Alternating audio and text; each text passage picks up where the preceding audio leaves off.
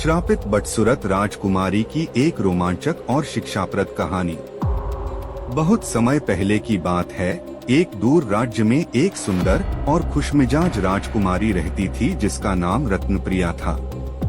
उसकी सुंदरता और बुद्धिमानी की दूर दूर तक चर्चा थी, लेकिन उसकी एक आदत थी जो उसे परेशानी में डालने वाली थी।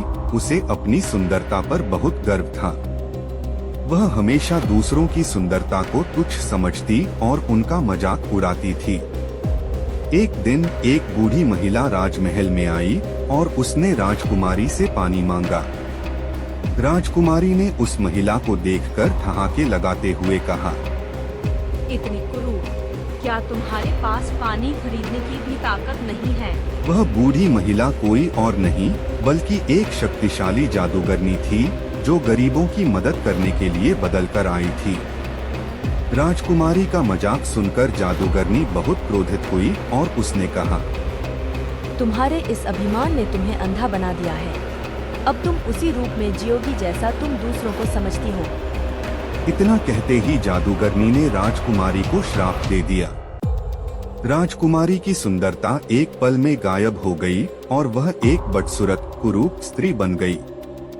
उसका चेहरा बेजान हो गया, उसकी आंखें धुंधली हो गई और उसके बाल बेतरतीब हो गए। अब वह खुद को पहचान भी नहीं पा रही थी।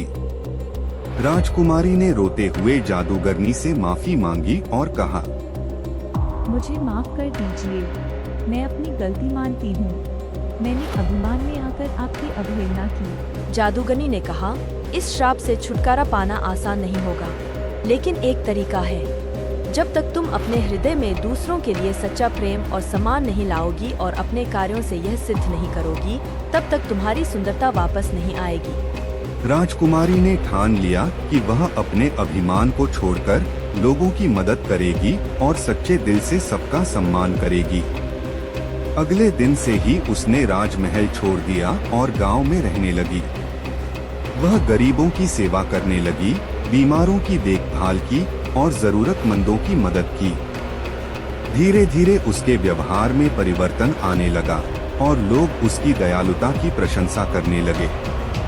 कई महीनों के बाद जब उसने पूरी तरह से अपने अभिमान को त्याग दिया और सभी से प्रेम और करुणा से पेश आने लगी, तो जादूगरनी फिर से उसके सामने प्रकट हुई।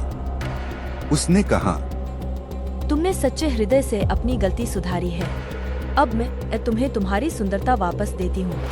राजकुमारी की सुंदरता फिर से लौट आई, लेकिन अब वह न केवल बाहर से सुंदर थी बल्कि अंदर से भी एक दयालु और विनम्र व्यक्ति बन गई थी। शिक्षा, इस कहानी से हमें यह सीख मिलती है कि बाहरी सुंदरता का कोई मूल्य नहीं होता यदि हमारे दिल में अभिमान और दूसरों के प्रति अनादर हो। असली सुंदरता सच्चे दिल और विनम्रता में होती है। Please like, share and subscribe our channel to learn more.